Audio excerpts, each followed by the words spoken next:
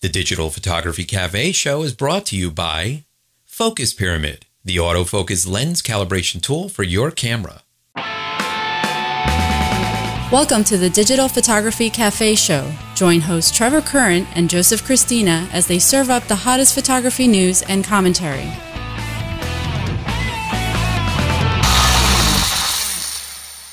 Hey everybody, welcome back to the show. This is episode 184. I'm Joseph Christina here with my co-host Trevor Current.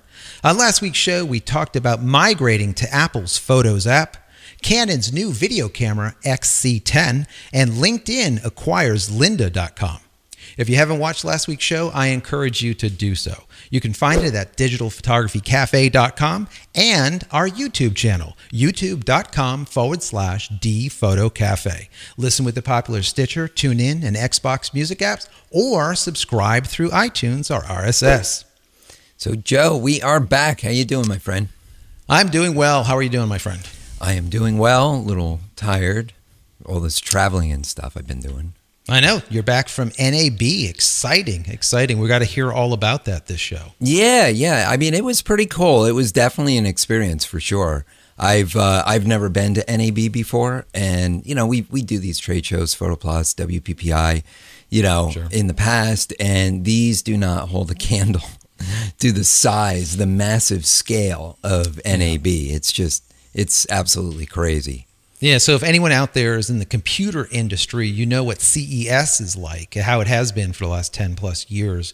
NAB is similar to CES, the computer show, and it's just enormous. It takes up the entire Las Vegas Convention Center in comparison to like WPPI that takes up just a portion of the MGM Grand. So yeah, it's definitely huge. Yeah, I mean, I guess the best way to compare the scale is like this is the size of a small mall, right, or you know, or maybe not even that small of a mall. I mean, you drive around this thing and it's quite large. We took the bus. They had a shuttle service that brings you from the hotel right to the convention center, which is ideal because you don't want to have to rely on a cab or walk it. It's kind of a far walk. Las Vegas blocks are not like New York City blocks. They're like 4 times longer. So it's quite far. And, you know, as we're driving, basically from where we were, you had to drive around the opposite side of the convention center. So basically we're looping around it. And this place is just massive. I mean, it's just huge. Yeah, you were telling me something that was just amazing. And we know, guys, how big the Canon booth is or a Nikon booth is, right? Usually it's like 30, 40, 50 feet, the maximum, right? They're pretty big. You were telling me that the Canon booth there was 200, like by 200. That is massive. It was sick, huge. Yeah. I mean, basically they had 2 booths. They had like one section that was their 4K theater.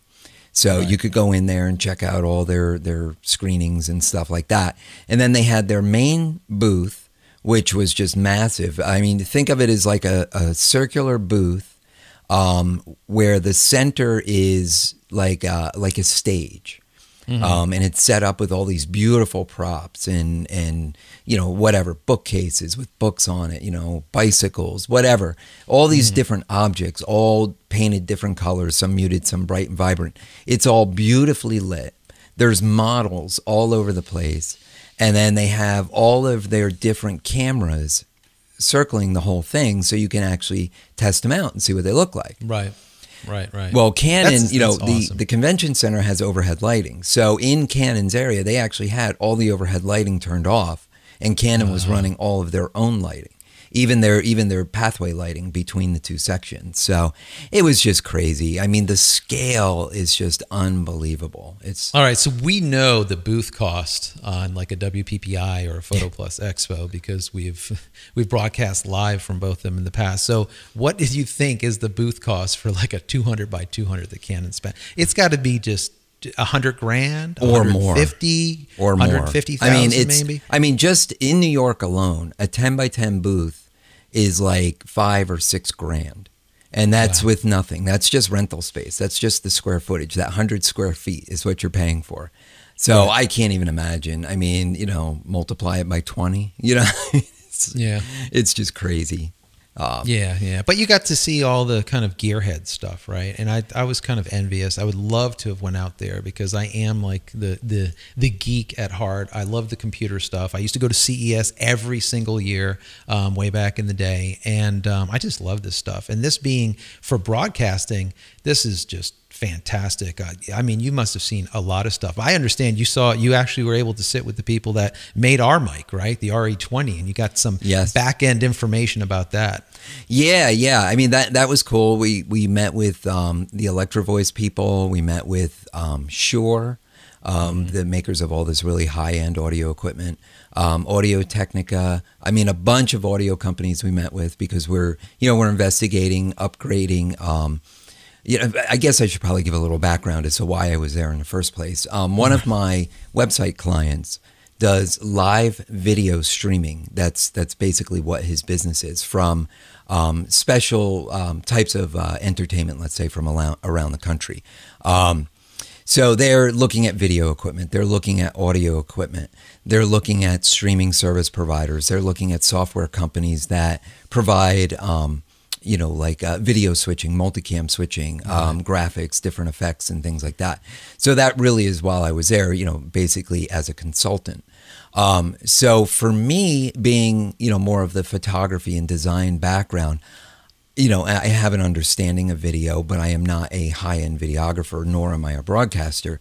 Right. Much of the stuff that was in this place was like beyond me. It was all these boxes and wires and this and that and the other thing, all these things that I had no idea what they were, all of like this encoding hardware, all the stuff that we would use, let's say through Ustream, if we wanted to do a live broadcast, or through Google Hangouts, let's say, but all the back end stuff that makes it happen. All of the encoders, all of the processors, all of the web servers. I mean, all of that type of stuff was there. But along with all of the camera and lighting equipment, studio setups, I mean, it was just, it was mind-blowing. It really was, But from a photographer's standpoint, the photography end of it through Canon and Nikon and Sony and stuff, there were, DSLRs there. That are video capable, but that was really the extent of it.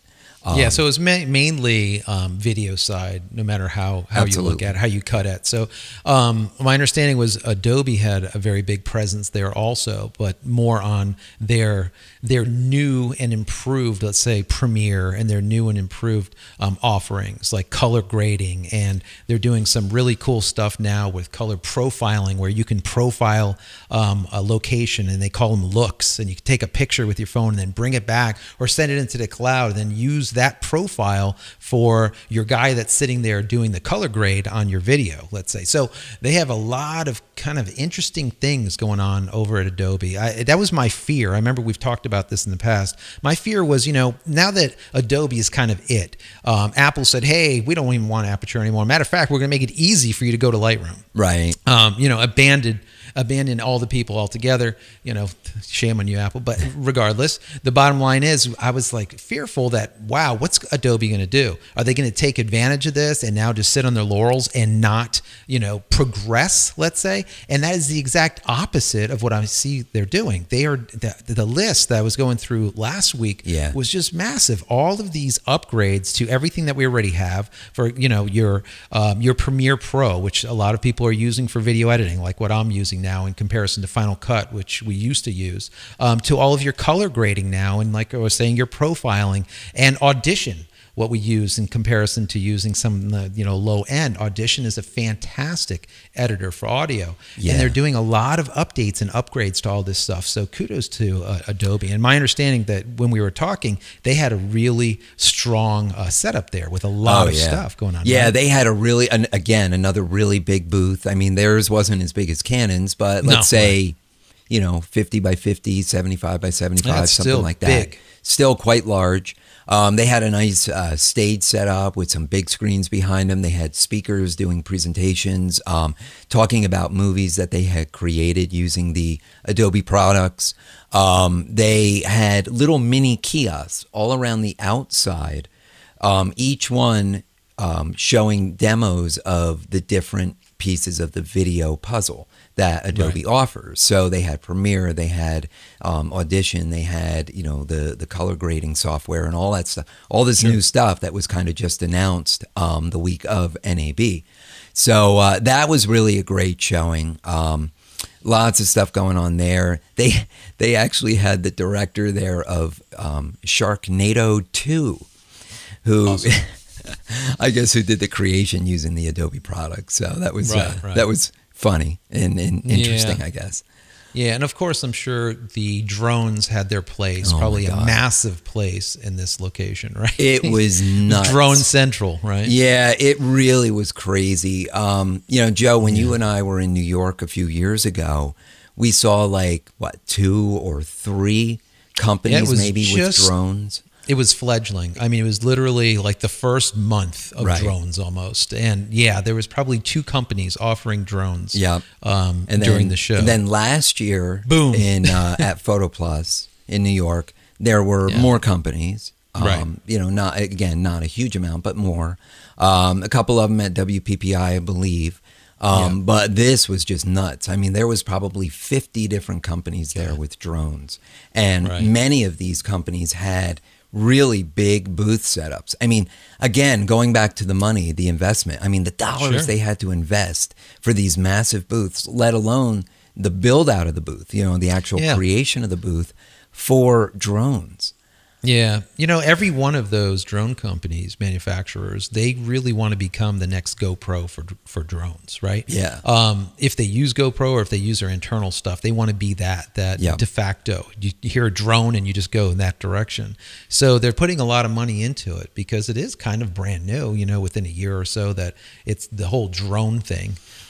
It's kind of taken flight and, pardon the pun, but yeah, it's one of those things that just, that people jump on the bandwagon and they go down that track and they'll follow this train to the very end and just hope for the best. And, the problem is what they don't understand is usually the first one to make that original punch is the one that ends up winning. It's not the guy that comes at the end, unless they're doing something stellar, something completely different, something innovative, something completely new.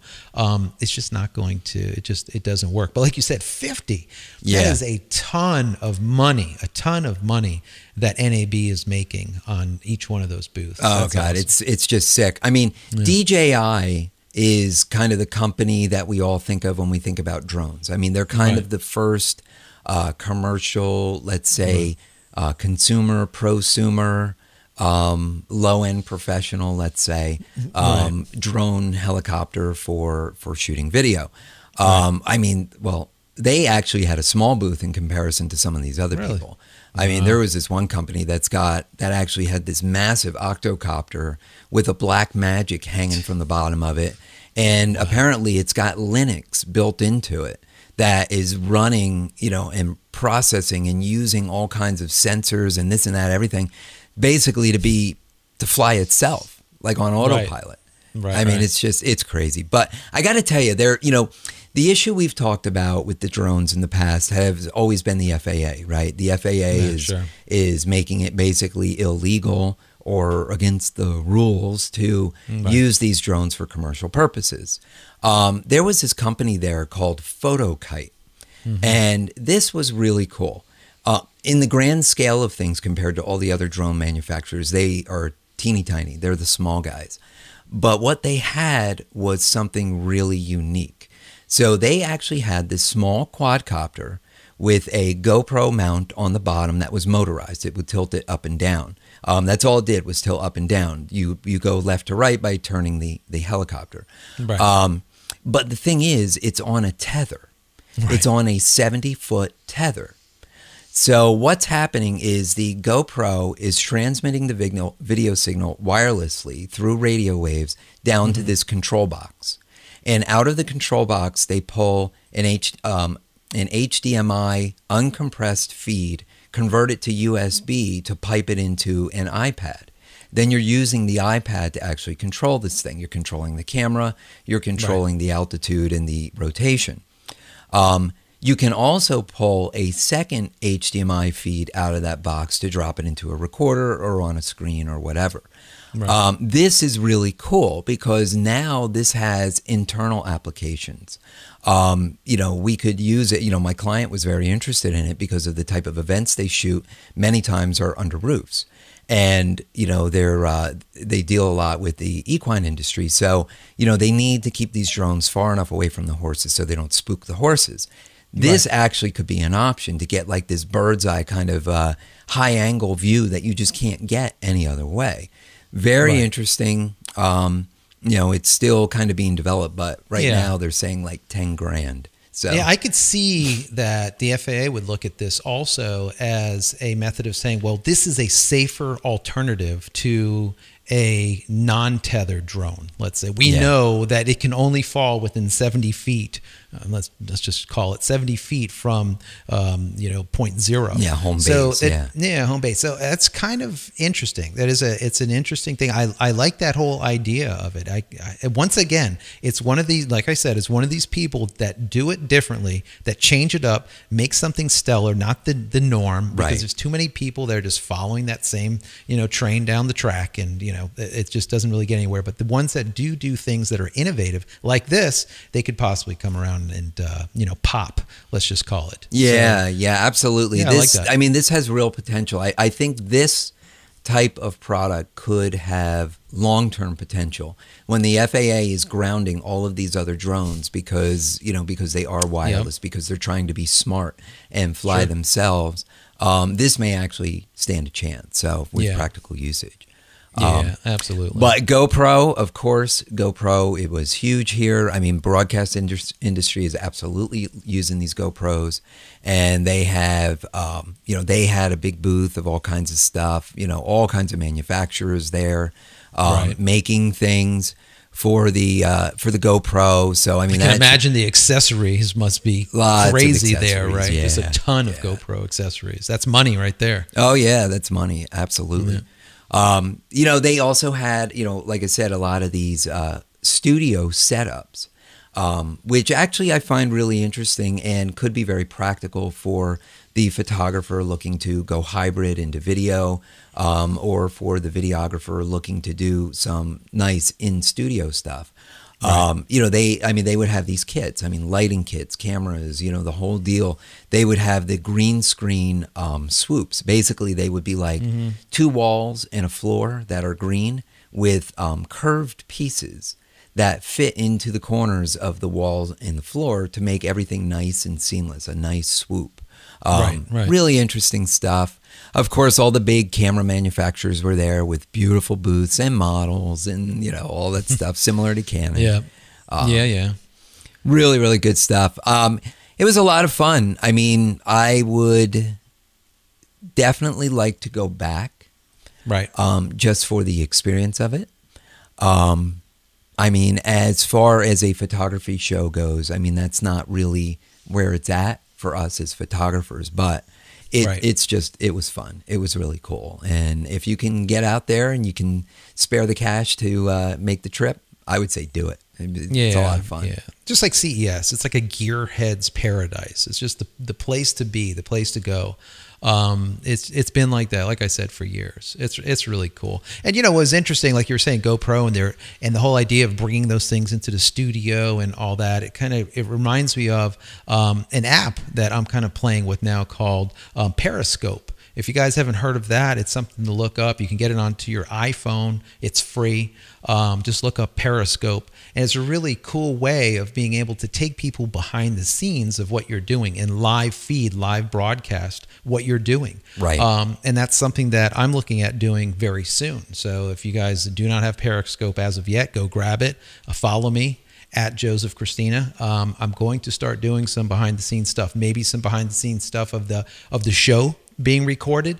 Also, I have some projects that I'm working on that I'm going to do some BTS stuff of also. But there's a lot of applications that you can do with this specific app, with this Periscope. So definitely look into it. I know you grabbed the copy too, Trev. I mean, Periscope is owned by Twitter. This is Twitter's property that they're launching. So the idea is to make this social centric. So when you go live, it tweets and lets everybody know about it. So yeah, we're thinking about maybe periscoping our, I don't know if that's the proper term, periscoping, submarining, our behind the scenes, even just of recording these shows. So that may be something to do. And listen, Trev, what's really cool about that, and guys, what's neat about that is if we can do this and we get it to fly and we have this going on while we're recording, what this will do is allow you guys to ask us a question while we're doing the show. We could break into our normal things that we're covering for the show and answer your questions right then and there. You'll get it live on Periscope, and then everyone else will hear it on Monday when we do go live. That's right. That's right. You'll hear what we're talking about. You can ask questions about what we're talking about, and we can interject that into the show. So.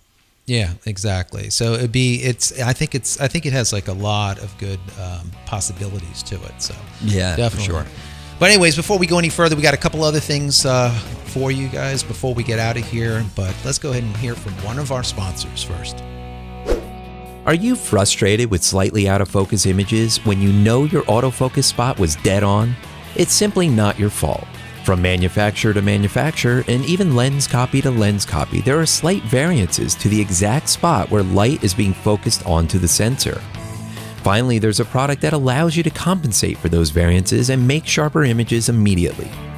Focus Pyramid, the autofocus lens calibration tool, is an absolute must for every photographer. If you want to make the sharpest images possible, then you need to take control over your camera's focusing system. With the Focus Pyramid, you can calibrate all of your lenses on your lunch break. The Focus Pyramid makes lens calibration quick and easy at an affordable price. So give your lenses a new lease on life and take your photography to the next level. Head over to focuspyramid.com/DPC and get an additional 10% off just for being a show listener. All right, we're back. And Canon has on sale in Asia and Europe now their new EOS M3 mirrorless camera. It's interesting. We had talked about the other iterations, the first iteration, actually, I think, on one of the shows a while back. This is kind of their foray into the whole mirrorless interchangeable lens market. You know, right now there's no plans of it being on sale here in the U.S., but the fact that they're still working on it, that they're maybe they're using Europe and Asia as a testing ground. I don't know why it's not available over here. There's got to be some marketing reason. This happens all the time. They do the same thing with phones. We always get old architecture stuff here in the U.S. That's just, it's been like that, notorious, right? It's always like that. That they're looking at 24 megapixels for this mirrorless, the M3, which is kind of nice. 49 autofocus points. You know, I'm the focusing guy. That's important to me. The idea is mirrorless, mirrorless, mirrorless. You know, just like I said, I really do think within 2 or 3 years it's going to be mirrorless, and then that's pretty much it. And actually, it's going to be video, little small video clips. But besides that, once again, Europe, Asia, we don't see it coming in here. Probably what will happen, Trevor, is it will probably show up here in the next 6 months, a year or something. But what will happen is instead of an M3, it'll be called, you know, a QT1 or just who knows what. Doesn't even have the same name, but it's the exact same product. The same way that they do Rebels here and over there, it's whatever. So they're always, you know, just to kind of change it up, but it's the exact same camera. So anyways, moving on. Apple buys camera technology, right? The LinX company, which is really quite interesting, I think. The Wall Street Journal had the report that Apple acquired that camera company basically for their camera technology for $20 million, which is pretty cheap. For drop in the bucket for Apple. That's nothing. That's nothing. $20 million for this technology, let's just call it. And it's an Israel-based company. But what's interesting about them is they're creating these small micro cameras, but they do crazy amounts of stuff. They do, you know, from 2D to 3D capture. They do all kinds of specialty things like the refocusing after taking photos, just like a Lytro Just like would the do. Lytro technology. And we know, right, Steve Jobs was very into the Lytro. So I'm going to say, guys, something is up with that. They've been doing a lot with camera. There's a lot of stories have been coming out the last, let's say, 2 or 3 months where Apple's got, new patent on this, a new patent on that, buying this company, buying that, whatever. Yep. I think it's definitely a technology gathering thing that they're doing, because I definitely foresee very large megapixel, maybe Litro-esque type of cameras in the next iPhones, which sounds just amazing. They always want to be on the cusp, on the forefront, always the leader when it comes to imaging of any kind. Yeah, and I think this play will definitely get them there. Well, we had talked about their that patent from in a couple shows back about their multi sensor, multicolor sensor, that type of thing. So right. I mean, incorporate that with this camera module that has all these great capabilities. I mean, like 3D modeling and stuff it'll do. It'll do HDR and, like you said, the refocusing. I mean, it's really cool. I mean, that could really set the iPhone way far above and beyond anything else that's out there right now, and is in the smartphone space, Yeah, my understanding too with this 3D idea of it, it can actually take a picture and then do measurements, accurate measurements of distance for things, like how far away things are, and obviously for the 3D modeling type of aspect to it. So that's right. very interesting too. So you imagine if you're a surveyor or something, you take a photo and then exactly how far distances are, or pretty close. Or how about if you're an installation artist and you're like, sure. okay, well, I have 20 feet by 20 feet to work with, but now how does that play in the area? You go into the area, let's say in the museum, you take a picture. Now you could go back into the studio, 3D model it, and you can design your let's say your artwork around that area or within that area. Your layout, absolutely. Yeah, there's a lot of stuff. Steve Jobs has always wanted the iPhone to be more than just a talking device, a communication device. He wanted it to be a tool.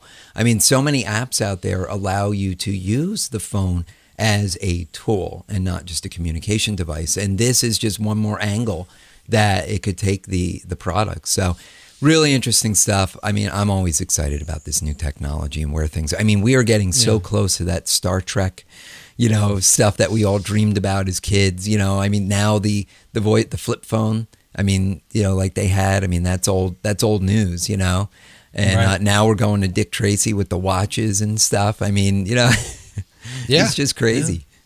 Yeah, absolutely. We need like an encoder ring, right? But a real one or something. Yes, or an encoder decoder ring. You have one, I have the other. I don't know. Yeah. So, but anyways, moving on. Blackmagic. We know that Blackmagic is an amazing video camera, and most of us can't afford them, right? Yeah. Well, Blackmagic is introducing one that we can all afford, which is really quite interesting. What do you think, Trev? Yeah. So this is a 4K camera, but it's a micro four thirds size, which is really neat, with amazing resolution, of course, with 4K. It's a really small design, and this is actually small enough that they can mount on drones and stuff. I mean, that's kind of the idea behind it, but not to say that you have to use it for drones, but that's kind of what the idea behind it is. And this is really cool. And I got to tell you, Blackmagic had a huge booth at NAB. They're really known for their cards, their video cards that you drop in the computers in their breakout boxes. Yeah. They have some really high-end software as well. But when they got into the camera space with their cinema cameras a while back, that was kind of the first step. And now they're going in the 4K space with this little tiny camera, which is really, really awesome. Yeah, 4K on Micro Four Thirds by Blackmagic. I mean, it sounds interesting. I want to see it. Now, they're saying July, so it's right around the corner. And the price here, guys, is kind of interesting. It's like $1,000, $1,200, $1,300. Yeah. It's pretty cheap. So I'm eager to see what ends up coming of this. This sounds very, very good. So we'll see. Soon to see, I suppose. Yeah, so anyways, moving on. Moving on quickly, right? Yes, we're running long. So 8K, Right, Trev? 8K sensors. I talked about it. I said once 8K becomes the norm, we're just going to be taking video clips. We'll no longer be taking photographs. We'll take 5-second video clips at 8K, and then later on go back in the studio and take, let's say, 5 seconds at 30 frames per second. Take those 150 frames, and you know you're going to get the family all with their eyes open. Done deal. And game smiling over. all at the same time. And smiling. So it's kind of over. So 8K, I think, is that number, and they're right around the corner, right? Yeah, so the company Red, if you guys haven't heard of them before, they make really high-end cinema cameras that are affordable to rent and affordable to use for the independent production, the web series, you know, like the high-end web series, not just like, not like what we're doing, bro. Yeah, right. But these cameras are really, really good. So, you know, they've got this 8K sensor. It's called the Weapon camera. Right. And right now, the body is magnesium alloy or carbon fiber that you can get. But what's really cool is they're actually doing this as like an upgrade. So you can buy the NAB price, because they announced it at NAB, is 10 grand. That kind of gets you in the first stage of the camera at 6K resolution. Then they have the 8K upgrade that will be coming out later this year. So you can actually get into a really high-end camera for a lot less money if you jump on it now. If you wait until the 8K version ships, you'll be looking at 20 grand. So, yeah, 20 grand. But honestly, you know, video production has been notoriously extremely expensive. I know I had a guy that I knew that used to do video out of Italy for many years, and his video cameras that he used to use were, you know, $200,000 to $400,000 camera setups. You know, extremely expensive. And people today, they look at it like 20 grand. Oh, that's a lot. That's cheap. That's cheap. That is so cheap to come for up with high-end video. That's cheap. It's just it's really amazing. And you know, these things are going to be shooting up to like 75 frames per second at like at 8K or something, or 60 frames per second at 8K, which is nuts. Yeah, that's crazy. That really is. I mean, just to put it in perspective, I mean, a lot of the cameras that they were using for, you know, television and really high-end video production, they were Sony cameras, and they're like $250,000 cameras. You know, 250,000 plus cameras. Yeah. You know, for the interchangeable lenses and all that stuff. So, I mean, this is really cheap. This is why it's affordable for the high-end video producer to even rent something like this to try before you buy type of thing. Right. No, absolutely. So, all right, guys, we need to get out of here. What do you think? Yeah, it's long and it's hot. I'm sweating in here. I'm glistening on camera here. So pardon that, but... So Joe, if people want to connect with you outside of the show, what's the best way for them to reach you? Find me on Twitter. That's at Joseph Christina, and that's Christina without an H. Great. And you can connect with me on Twitter. It's at Trevor Current. Yeah, guys, don't forget about Periscope. Grab a copy of Periscope. Definitely follow us on Periscope, and there'll be some BTS stuff soon to come. But anyways, we are out of here for yet another week. You can get all the show notes from this episode by visiting digitalphotographycafe.com/184. Don't forget to subscribe to our YouTube channel at youtube.com/dphotocafe, or call our comment line 440-345-6707. Once again, that's 440-345-6707, and we will see you next week.